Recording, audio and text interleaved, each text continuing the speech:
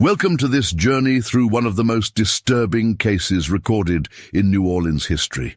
Before we begin, I invite you to leave in the comments where you're watching from and the exact time you're listening to this narration. We're interested in knowing which places and what times of day or night these documented stories reach.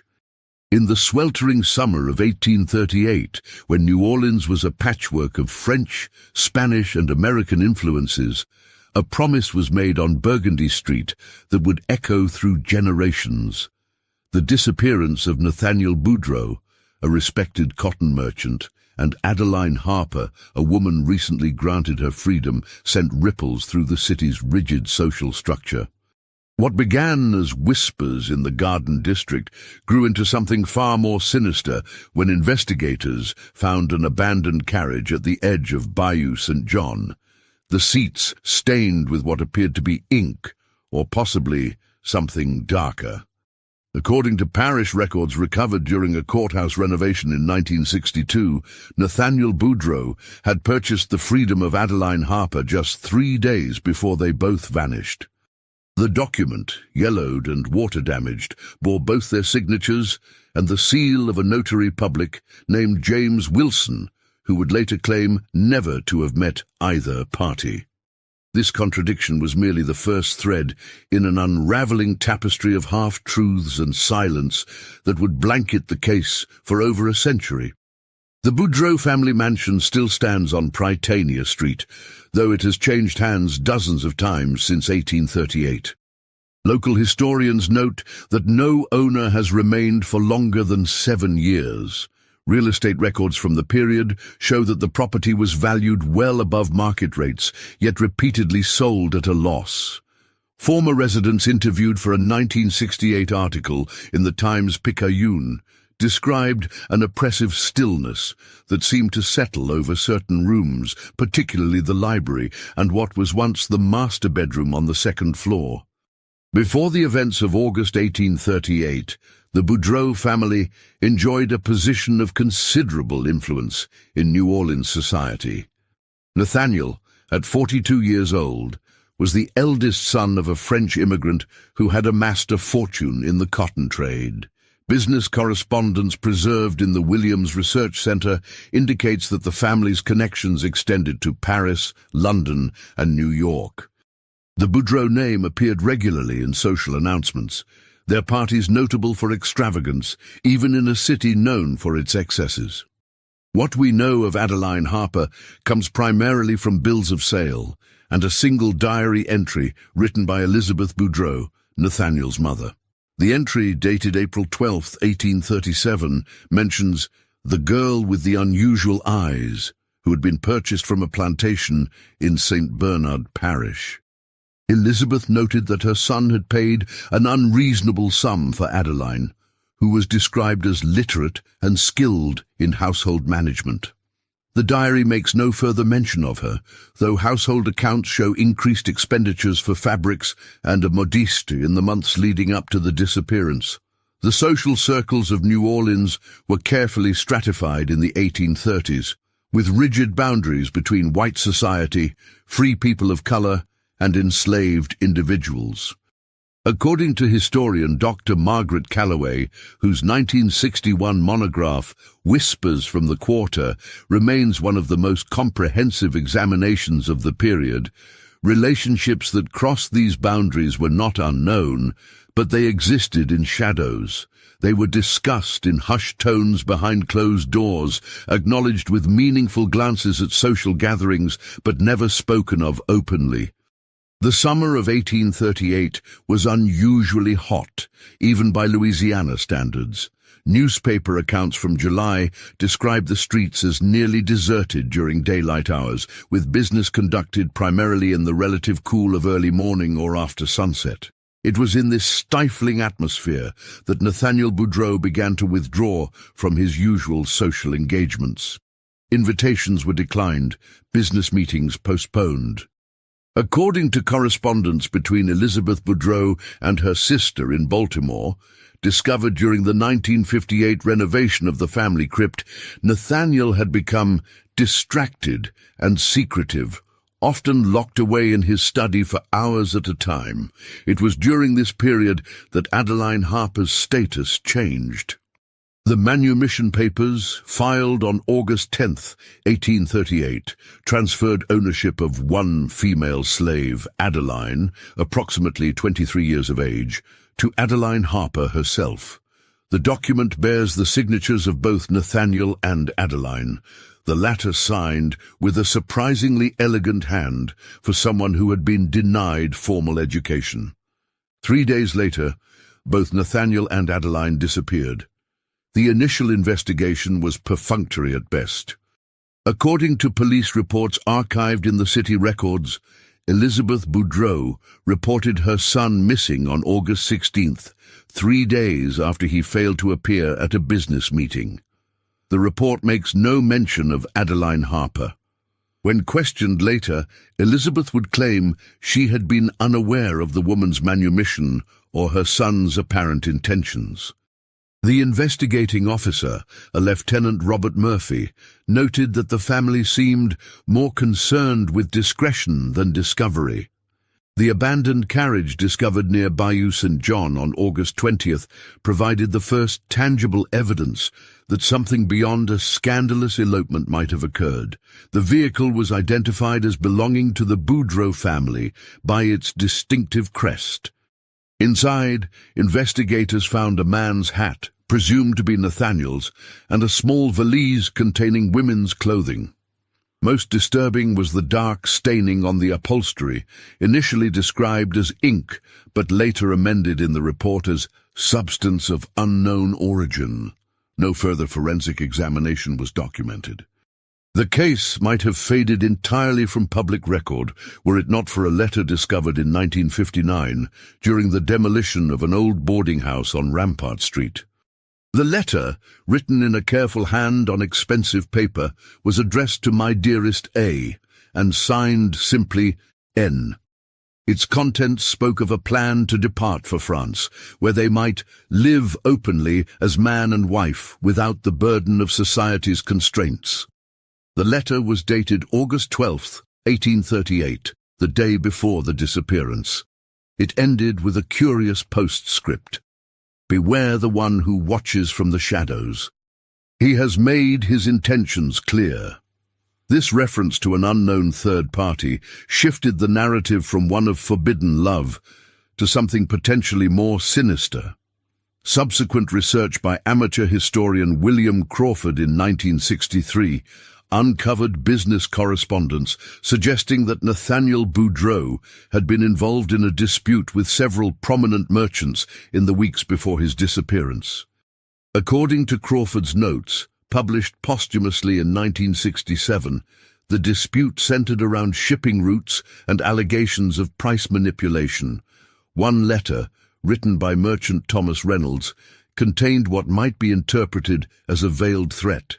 Your recent decisions reflect a concerning lack of judgment. One might wonder what other areas of your life suffer from similar impairment. The Reynolds family was among New Orleans' oldest and most influential. Their residence on Esplanade Avenue was just a short distance from the Boudreau home, and social records indicate that the families moved in the same circles. Thomas Reynolds had a daughter, Caroline, who, according to a society column in the Picayune from January 1838, was expected to make a match with the eligible Mr. Boudreau before the year's end. No formal engagement was ever announced.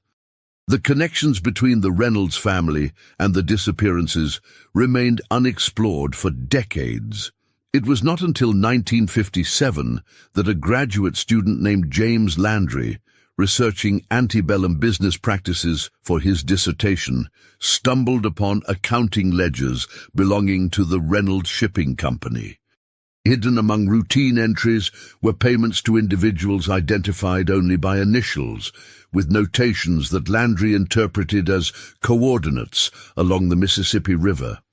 One entry, dated August 14, 1838, read simply, J.M., final payment, package secured. Landry's research was never published. According to university records, he abandoned his dissertation in 1958 after what colleagues described as an episode of extreme paranoia. He left New Orleans abruptly, reportedly telling his academic advisor that he felt constantly watched. His subsequent whereabouts remained unknown until a brief obituary appeared in a Minneapolis newspaper in 1966, noting that Landry had struggled with mental health issues in the years following his departure from Louisiana.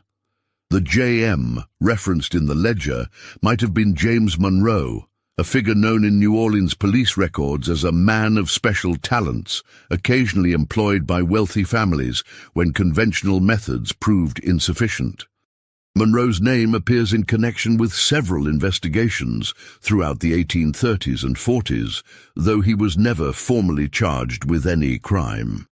Census records indicate that he resided on Dauphine Street, less than half a mile from both the Boudreaux and Reynolds homes. What happened on the night of August 13, 1838, remains largely speculative. The carriage was found approximately 7 miles from the city centre, in an area that would have been isolated and heavily wooded at the time. No bodies were ever recovered, despite a search that, according to police reports, covered the surrounding swampland and adjacent waterways. The search was abandoned after 5 days, with Lieutenant Murphy noting that further expenditure of resources seems unwarranted given the circumstances. The circumstances, as delicately phrased in the report, likely referred to the social complications of the case. A prominent white businessman disappearing with a woman recently freed from enslavement was scandalous enough to warrant discretion. If, as the evidence suggests, there were financial and social entanglements with other powerful families, the motivation to quietly close the investigation would have been even stronger. In 1841, Elizabeth Boudreaux commissioned a memorial stone in St. Louis Cemetery No. 1, though no remains were interred. The simple marker bears only Nathaniel's name and the dates of his birth and presumed death. No public acknowledgement of Adeline Harper's fate was ever made by the family. The Boudreaux business interests were gradually liquidated over the following decade, with Elizabeth eventually returning to her family in Baltimore. She died there in 1853, leaving behind a sealed letter addressed to her deceased son, which remains in the collection of the Maryland Historical Society. The contents of this letter were not made public until 1960, when researcher Catherine Martin was granted access as part of a broader study on antebellum family correspondence. According to Martin's notes, Elizabeth wrote of her deep regret for actions taken in haste and misguided concern for our family's position.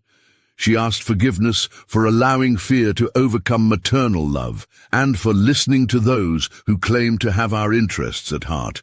Most tellingly, she wrote, "I know now that the darkness that descended that night was of our own making, not yours." This oblique reference suggests that Elizabeth may have had knowledge of, or perhaps even involvement in whatever befell her son and Adeline Harper. The darkness she referenced might have been metaphorical, a reference to the family's fall from social prominence following the scandal. However, when considered alongside the other evidence, it raises the possibility of a more literal interpretation. Local folklore has preserved another dimension of the story, one absent from official records. According to tales collected by anthropologist Marie Devereaux in 1955, residents of the area around Bayou Saint. One account, provided by an elderly woman whose grandmother had lived nearby in the 1830s, described a lady in white who walks among the cypress trees, searching for something she will never find. Another mentioned the sound of carriage wheels on nights when the moon is new, moving along a road that no longer exists.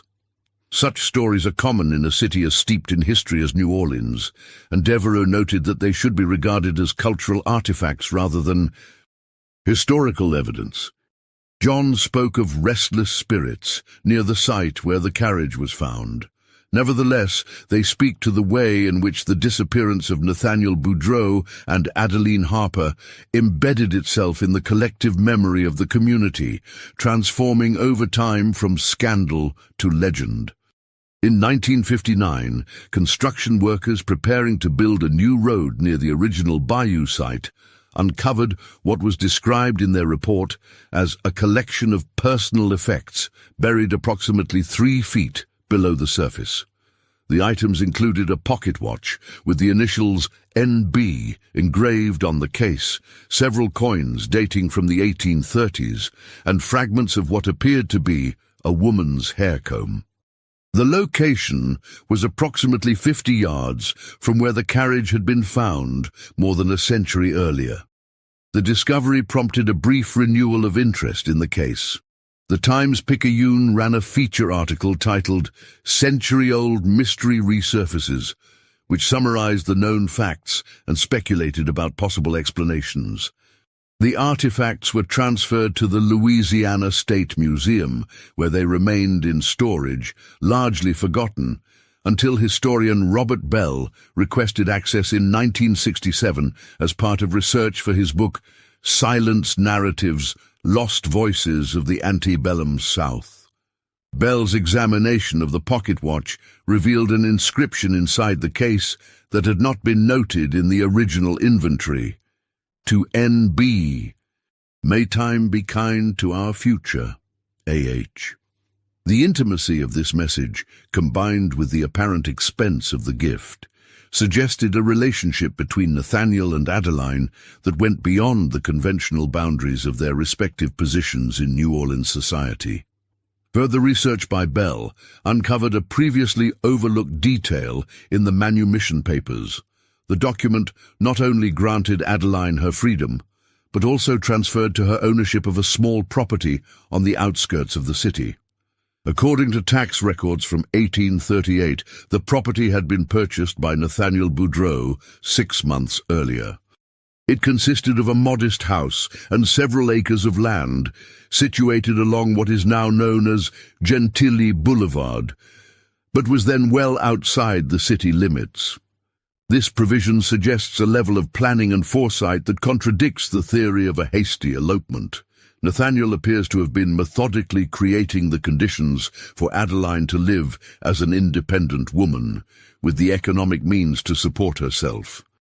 Such arrangements were not unprecedented in New Orleans during this period, but they were typically made more discreetly, often through intermediaries rather than direct transfers of property. The most compelling evidence regarding the fate of Nathaniel and Adeline emerged in 1962, when a collection of letters was discovered in the attic of a house being renovated in the Marigny district. The letters, spanning from September 1838 to July 1839, were written by someone identifying herself only as A, to a recipient referred to as "Dearest Sister." They described life in a small community outside Boston, where the writer and her unnamed companion had settled after leaving New Orleans under circumstances too painful to commit to paper. The letters contain veiled references to their previous life, mentioning the necessity of our sudden departure and those who would prevent our happiness at any cost. One passage, dated December 1838, reads, "N. still suffers from the injury sustained during our journey, but the physician assures us that with time and proper care he will regain much of his former strength. I thank Providence daily that we escaped with our lives, though the price was dear." The authenticity of these letters has been debated among historians. The handwriting bears similarities to the signature on Adeline's Manumission papers, but without more extensive samples for comparison, definitive attribution remains impossible. The paper and ink are consistent with materials available in the late 1830s, according to analysis conducted by the Historic New Orleans Collection in 1964. If genuine, these letters suggest that Nathaniel and Adeline survived whatever confrontation occurred near Bayou Saint. John, Though not without injury, they apparently succeeded in reaching the northern states, where their relationship would have been less constrained by the rigid racial hierarchies of the antebellum South. The letters make no mention of marriage, but they clearly describe a life shared, with references to our home and our small garden, and plans for the future. The identity of the dearest sister remains unknown. Adeline Harper's family connections are not documented in surviving records, though it was not uncommon for enslaved individuals to maintain family ties even when physically separated by sale or inheritance. The possibility that she had a sister who was already free and living in the north is plausible, if unconfirmed. The last letter in the collection, dated July 23, 1839, expresses concern about unspecified rumors that have reached us from Louisiana. The writer states that they are considering another move, possibly to Canada, where we might find greater security in the knowledge that certain legal claims would hold no weight. This suggests that almost a year after their disappearance, Nathaniel and Adeline still feared pursuit or legal repercussions. No further correspondence has been discovered, and the historical record falls silent on their fate. Census records from Massachusetts and neighboring states for 1840 show no entries that can be definitively linked to either Nathaniel Boudreau or Adeline Harper under those names or any known aliases. The story might have ended there, consigned to the margins of history as an unusual but ultimately inconclusive case, were it not for a discovery made in 1965 during excavation for a new building near Porter Square in Cambridge, Massachusetts. Workers uncovered a small family cemetery that had been paved over sometime in the late 19th century. Among the graves was one marked with a simple stone bearing the initials AB and NB, and the dates 1815, 1872, and 1796, 1869, respectively. City records identified the plot as belonging to the Brown family, who had owned a small printing business in Cambridge from 1840 through 1880. According to tax documents, the business was established by Nathan Brown and wife Abigail, who were described as recently arrived from the South. A daguerreotype photograph from approximately 1855, found in the archives of the Cambridge Historical Society, shows an elderly man with a walking stick, seated beside a woman whose features suggest mixed racial ancestry, though the image quality makes definitive identification impossible. If Nathan and Abigail Brown were indeed Nathaniel Boudreau and Adeline Harper, living under assumed identities, they managed to create a new life far removed from the constraints of New Orleans society. The printing business appears to have been modestly successful, and records indicate that they were involved in local abolitionist activities, making small but regular contributions to anti-slavery publications and causes. She writes of glimpsing a face from the past at a literary society meeting, describing a moment of mutual recognition and equally mutual decision to acknowledge nothing. She continues, "Some ghosts are best left undisturbed, particularly when they have found peace in their haunting. This chance encounter, if indeed it was with the former Adeline Harper, suggests that the fears expressed in the final letter from 1939 eventually subsided enough for the couple to establish a public, if carefully circumspect, life in Massachusetts." Perhaps most intriguing is an entry in the diary of Caroline Reynolds, daughter of Thomas Reynolds, dated October 1857, during a visit to Boston. It also implies that whatever role the Reynolds family may have played in the events of 1838 by 1857, Caroline, at least, had made a kind of peace with the outcome. The graves in Cambridge were relocated during the 1965 construction project, the remains reinterred in Mount Auburn Cemetery with the original marker preserved. In 1968, on the 130th anniversary of the disappearance, a small ceremony was held at the grave site, attended primarily by historians and researchers who had studied the case. Among them was Dr. Eliza Johnson, a direct descendant of James Wilson, the notary whose seal appeared on Adeline's Manumission papers. According to Dr. Johnson, family tradition held that her ancestor had indeed processed the papers, despite his public denial. Wilson had reportedly told his daughter, in confidence later shared with subsequent generations, that he had been visited late at night by a clearly agitated Nathaniel Boudreau, who insisted the documents be completed immediately and without the usual witnesses. Wilson had complied, sensing the urgency if not understanding its cause, only to learn days later of the couple's disappearance.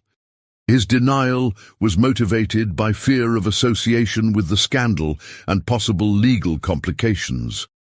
The Boudreau mansion on Prytania Street changed ownership again in 1969, purchased by a historical preservation society that restored it to its antebellum appearance. Tour guides now mention the disappearance of Nathaniel and Adeline as part of the house's colourful history, though the narrative presented focuses more on romantic elopement than on the darker possibilities suggested by the evidence. The carriage site near Bayou St. John has been absorbed by urban development, the exact location now uncertain. Local residents still occasionally report unusual sounds, on particularly still nights, the distant clatter of wheels, or the soft splash of something entering the water. Such stories are embraced as part of New Orleans' rich paranormal tradition, regardless of their historical validity.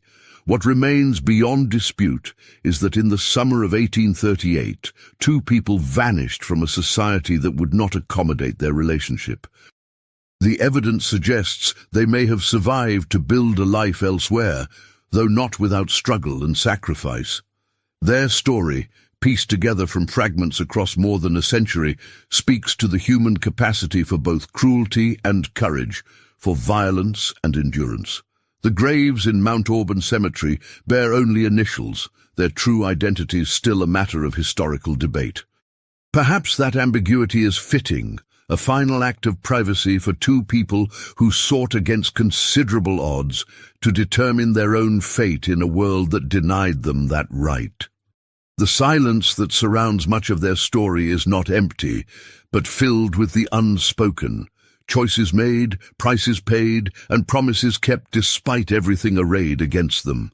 In the end, what we know for certain about Nathaniel Boudreau and Adeline Harper is far outweighed by what remains hidden. The records are incomplete, the witnesses long gone. What persists is the outline of a narrative that challenges our understanding of the past and invites us to consider the countless other stories that never made it into the archives, the lives lived in margins and shadows, seeking spaces of freedom in a world of constraints.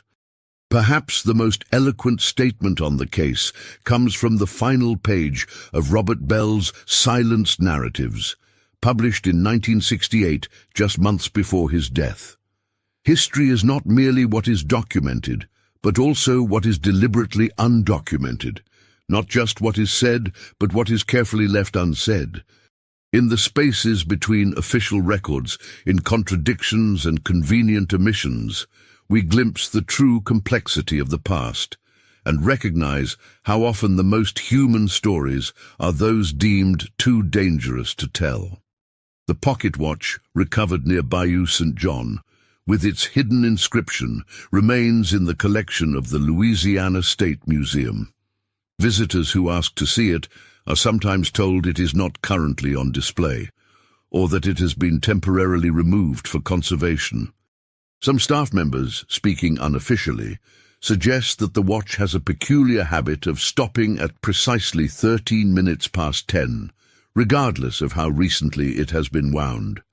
Whether this is mechanical failure, coincidence, or something less easily explained remains, like so much else in this story, a matter of conjecture. On August 13, 1838, a carriage travelled the dark road alongside Bayou St. John. What happened there has echoed through generations.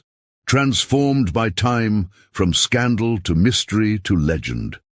The truth lies buried in fragments: a pocket watch, a handful of letters, an unmarked grave far from home. Some doors, once closed, remain so for reasons that outlive those who shut them, and some promises, once made, continue to resonate long after those who made them have returned to dust.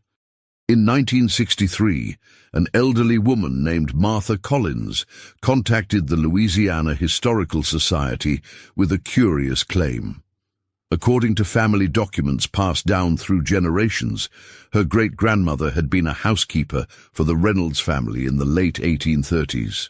The woman, whose name was recorded as Sarah Jenkins, had allegedly witnessed an intense argument between Thomas Reynolds and Nathaniel Boudreau just days before the disappearance. Collins submitted several pages from what appeared to be a personal journal, in which Sarah described overhearing Reynolds threaten Boudreau regarding the impropriety of certain attachments and the consequences of pursuing such a ruinous course. The authenticity of these journal pages has been questioned by some historians, particularly as they surfaced more than a century after the events they describe. Handwriting analysis conducted in 1964 was inconclusive, though the paper was consistent with materials available in the 19th century. Whether genuine or not, the account aligns with other evidence suggesting that the Reynolds family had both personal and professional grievances with Nathaniel Boudreau in the months leading up to his disappearance. What is documented beyond dispute is that Thomas Reynolds Shipping Company experienced a significant expansion in late 1838 and 1839, acquiring several routes and contracts previously controlled by Boudreau interests. Business records from the period show that Reynolds purchased the outstanding shares of Boudreau's company at prices well below market value, transactions approved by Elizabeth Boudreau as executor of her son's estate. The timing of these acquisitions, coming so soon after Nathaniel's disappearance, has been viewed by some researchers as suggestive of opportunism at the very least. In 1966, architectural historian Edward Lambert, conducting research on antebellum homes in New Orleans, discovered a previously unknown space in the Boudreau mansion on Prytania Street. During an examination of the building's original floor plans, Lambert identified inconsistencies in the dimensions of the second floor. Careful measurement revealed a narrow space between the master bedroom and the adjacent sitting room, accessible only through a concealed door in what had been Nathaniel's private study. This hidden room, approximately 6 feet by 8 feet, contained no windows and appeared to have been sealed sometime in the late 19th century. Inside, Lambert found nothing but an empty shelf and the remains of what might have been a small desk or writing table. The walls bore traces of what he described as extensive water damage, though the surrounding rooms showed no signs of similar deterioration. Lambert's report, filed with the Historic New Orleans Collection, speculates that the room might have served as a secure storage space for business documents or valuables.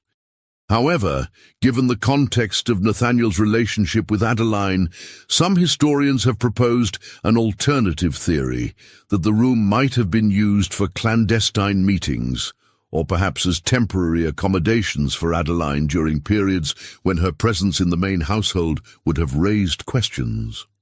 This theory gained additional support in 1967, when restoration work on the mansion uncovered a small cache of items concealed behind a loose brick in the hidden room's wall. The items included a silver locket containing a lock of dark hair, a small notebook filled with what appeared to be poetry written in a feminine hand, and a carefully folded document that crumbled upon exposure to air. Before disintegrating, the partial text visible on the document suggested it might have been a ship's passenger manifest or booking confirmation. The notebook contained no explicit identification of its author, but several poems made references to eyes the color of the Mississippi in winter, and hands that built empires, yet tremble at my touch. One entry, dated June 4, 1838, reads, "2 months until freedom comes on paper what has long existed in heart." Then the journey begins, across water to shores where we might simply be. This timeline corresponds with Adeline's manumission in early August and the subsequent disappearance, suggesting that their departure had been planned well in advance. The existence of this hidden room and its contents raises intriguing possibilities about the nature of Nathaniel and Adeline's relationship prior to her manumission. It suggests a degree of intimacy and planning that extended beyond a sudden decision to flee together. The fact that these items remained concealed in the house rather than taken with them may indicate that their final departure was more rushed or occurred under different circumstances than originally intended. In October 1968, a graduate student in American literature named Rebecca Martin made a potentially significant discovery while researching 19th-century abolitionist publications. In an obscure Boston literary journal called The Liberty Bell, published in 1842, she found a short story titled The Promise, attributed to A.B. The story describes a couple fleeing New Orleans under cover of darkness, pursued by men hired by the woman's former owner. The fictional couple eventually reaches safety in Massachusetts, where they live under assumed names, though the man never fully recovers from his injuries, and the woman is haunted by the knowledge that blood was the price of our beginning. The story concludes with the couple visiting the grave of their pursuers, a place where flowers now bloom over old hatreds. While the story is presented as fiction, certain details correspond so closely with the known facts of the E. Boudreaux Harper case that many scholars believe it may be a thinly veiled account of actual events. In the narrative, the couple is intercepted near a bayou, leading to a violent confrontation that leaves the man seriously wounded and one of their pursuers dead. The description of the bayou setting, the specific nature of the man's injuries, a gunshot wound to the leg that leaves him permanently lame, and the references to the cotton trade all suggest autobiographical elements. If A.B. was indeed Adeline, writing under her assumed identity of Abigail Brown, this story provides the most detailed account available of what might have occurred on the night of August 13th, 1838. It suggests that the couple was ambushed during their attempted escape, resulting in violence that left physical and psychological scars. The reference to visiting the grave of their pursuers remains enigmatic, as no records exist of any Reynolds family members or associates being buried in Massachusetts. The journal The Liberty Bell was published annually as a fundraiser for the anti-slavery movement, featuring contributions from both established and amateur writers. Its 1842 edition included works by several prominent abolitionists, including Wendell Phillips and Maria Weston Chapman. The inclusion of The Promise suggests that by that time A.B. had established at least some connections within Boston's abolitionist circles. Further research by Martin uncovered additional publications possibly attributable to the same author in various reform-oriented periodicals throughout the 1840s and 50s. These included essays on education for freed slaves, the moral imperative of the abolitionist cause, and, interestingly, a piece advocating for the legal recognition of marriages across racial lines. This last essay, published in 1849, argued that love, once awakened, recognizes no boundaries of color or condition, and the laws that would constrain it are an affront to both nature and God. The Cambridge printing business owned by Nathan and Abigail Brown was responsible for producing several of these publications, according to printers' marks and business records from the period. The modest operation appears to have specialized in reform-oriented literature, suggesting that if Nathaniel and Adeline did indeed establish new lives as the Browns, they remained committed to the cause of abolition and racial equality, even as they maintained a low profile to protect their own security. The gravesite in Mount Auburn Cemetery became a point of interest for historians and civil rights activists in the 1960s. In 1968, during the height of the civil rights movement, a small bronze plaque was added near the original stone marker reading, "Here may lie Nathaniel Boudreau and Adeline Harper, whose quest for love and freedom defied the boundaries of their time. Their story reminds us that the struggle for human dignity has many unsung heroes." The conditional phrasing acknowledges the ongoing historical uncertainty while honoring the symbolic importance of their story. The same year, historian Caroline Jefferson conducted an exhaustive search of Cambridge city records from 1840 through 1872, the year of Abigail Brown's death according to the grave marker. She discovered that the Browns had purchased their home on Magazine Street in 1842, having previously rented rooms above their print shop. Tax records indicate a modest but growing prosperity over the years, with the business expanding to include a small bookshop by 1850. Most significantly, Jefferson found a death certificate for Abigail Brown, dated April 17, 1872. The cause of death was listed as consumption, tuberculosis, and her age was recorded as approximately 57 years, which would align with the estimated birth year of Adeline Harper. The document identified her birthplace simply as Louisiana and was signed by Dr. William Harrison, a physician known to have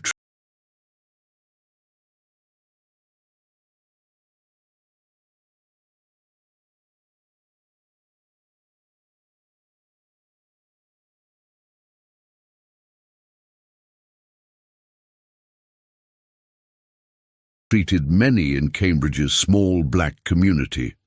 Nathan Brown's death certificate from 1869 listed complications from long-standing injury to the lower extremity as contributing to his demise, with pneumonia as the immediate cause.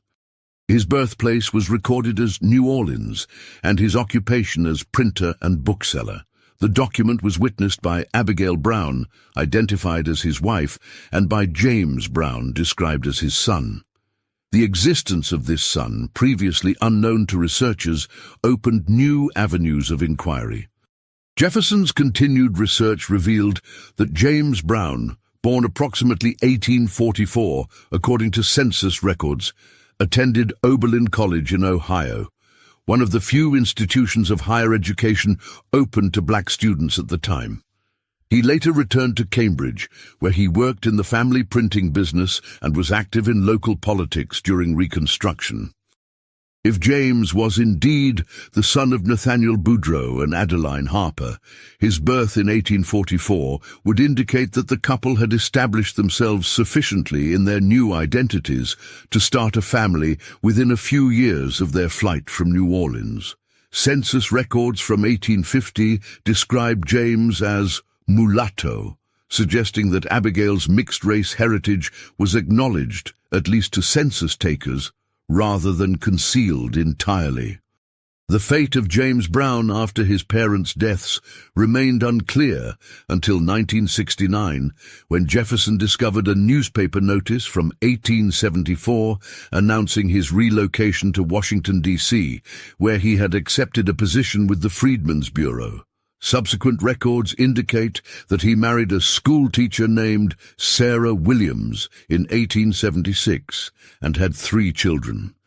His descendants, unaware of their possible connection to the Boudreau-Harper story, continued to live in the Washington area into the 20th century.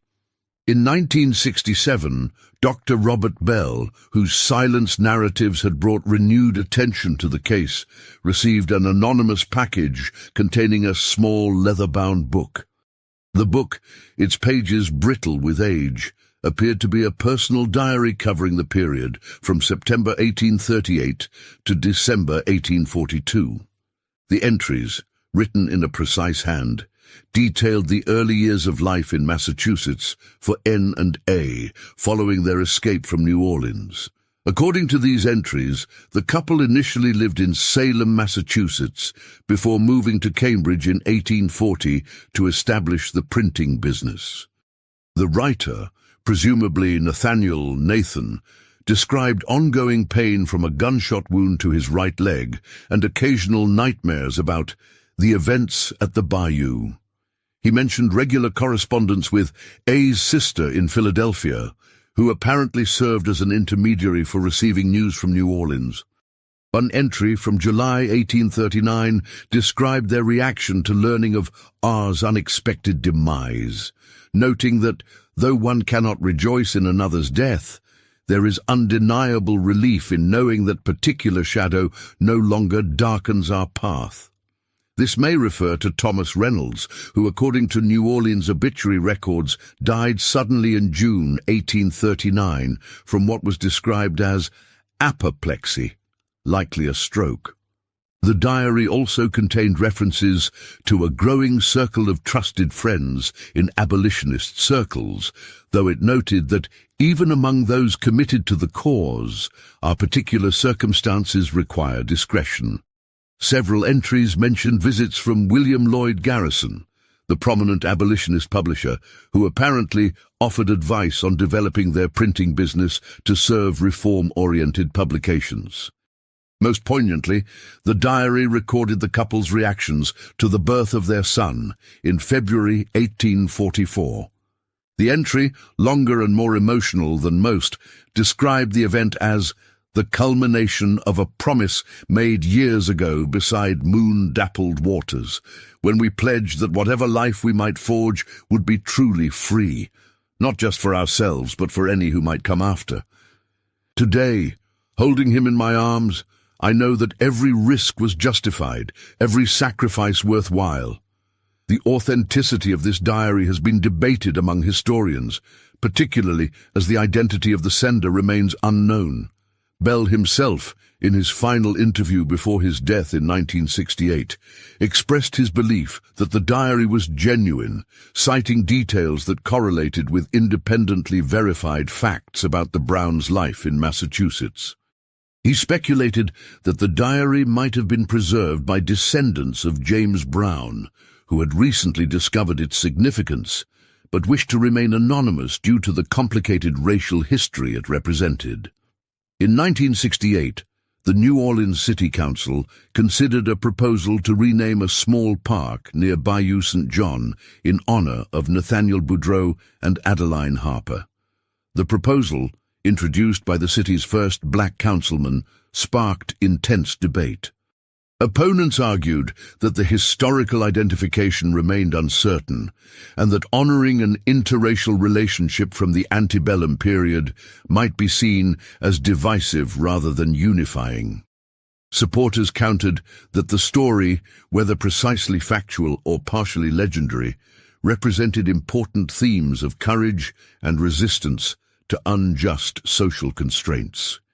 The compromise solution was the installation of a simple stone bench at the approximate location where the carriage had been found, bearing the inscription, "In remembrance of all those whose stories of love and courage remain untold." The bench was dedicated in a small ceremony on August 13, 1969, the 131st anniversary of the disappearance. Among those present at the dedication was an elderly woman named Clara Williams, identified in newspaper accounts as a great-granddaughter of James Brown of Cambridge. Williams, then in her 70s, had traveled from Washington specifically for the ceremony. In a brief statement to the Times-Picayune, she acknowledged that family tradition had long included stories of ancestors who had fled the South under difficult circumstances, though specific connections to the Boudreau-Harper narrative had only recently been discovered through the work of historians like Jefferson and Bell.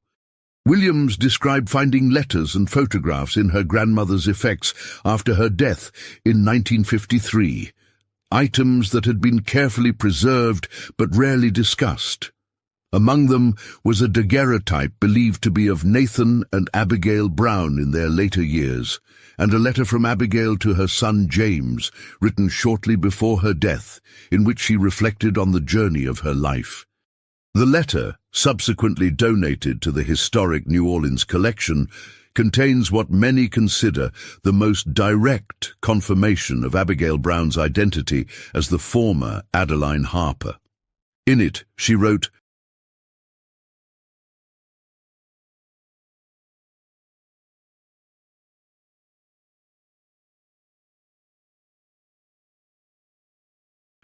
"The name under which I have lived these many years was not the one given to me at birth, nor the one under which I first knew both bondage and its ending.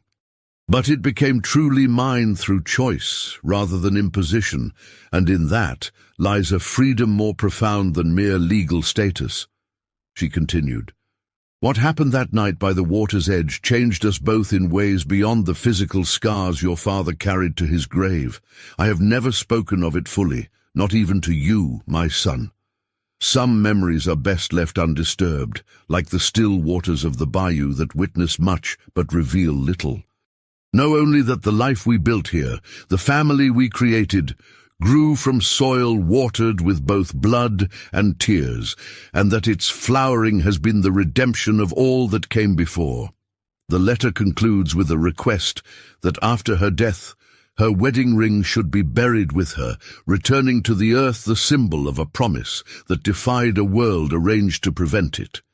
According to cemetery records, when Abigail Brown was interred beside her husband in 1872, her son honored this request.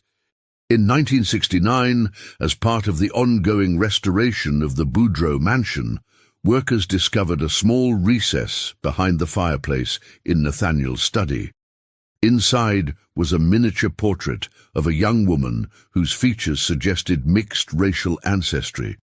The portrait, executed on ivory in the style common in the 1830s, bore no signature or identification.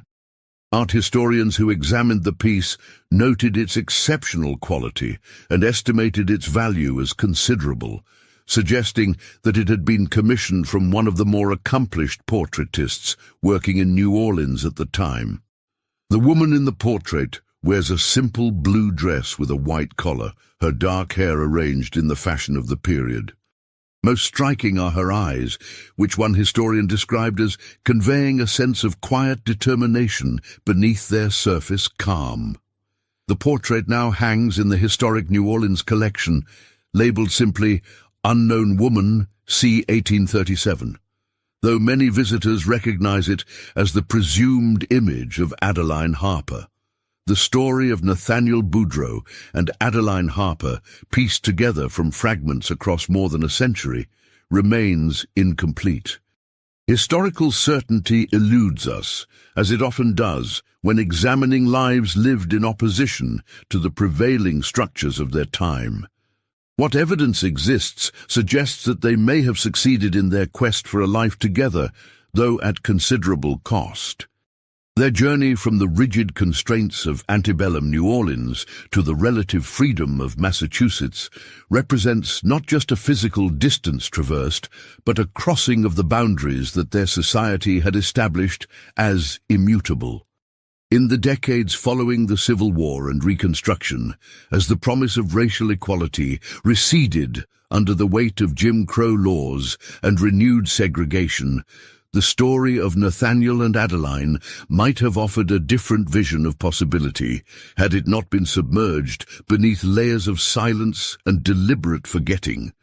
It re-emerged in the mid-20th century alongside renewed struggles for civil rights and racial justice, a reminder that resistance to oppressive systems has many forms, some dramatic and public, others intimate and hidden.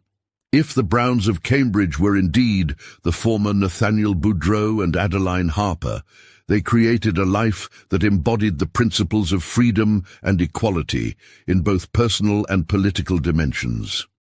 Their printing business served the abolitionist movement that sought to end the system from which they had fled. Their son received an education and opportunities that would have been unthinkable for him in the South. Their marriage, while perhaps never fully acknowledged in public, appears to have endured for more than 30 years, sustained by mutual commitment in the face of extraordinary challenges.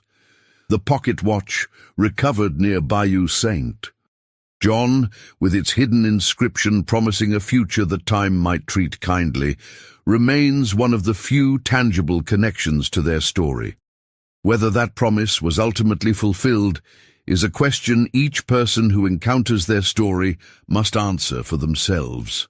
What seems clear is that in a world determined to deny their humanity and connection, Nathaniel and Adeline chose to define their own path, regardless of the consequences. Their graves in Mount Auburn Cemetery, marked only with initials and dates, lie beneath towering oaks in one of the first garden cemeteries in America, a place designed to celebrate life even in its commemoration of death. Visitors sometimes leave flowers or small stones, traditional tokens of remembrance in many cultures. The bench near Bayou Saint. In his final public lecture before his death, historian Robert Bell observed that history is not merely a record of what happened, but a conversation about what matters. The story of Nathaniel Boudreau and Adeline Harper matters because it reminds us that behind the broad strokes of historical narrative, slavery, abolition, civil war, reconstruction, lie countless individual lives, each with its own complex negotiation of constraint and possibility, courage and compromise, love and loss. John, far to the south, offers a different kind of memorial, a place for reflection on all the stories that history has not fully preserved or acknowledged. The carriage that travelled alongside Bayou St. John on that August night in 1838 carried two people determined to create a future different from what their society had prescribed for them. What happened on that journey changed not just their lives, but eventually our understanding of the past they inhabited. Their story, emerging from shadows after more than a century, invites us to consider how many other stories remain untold, how many other lives defy the categories and assumptions that shape our view of history. In the end, perhaps the most profound aspect of their legacy lies not in what we know, but in what we question about the past, about human capacity for both cruelty and courage, and about the enduring power of promises made against all odds.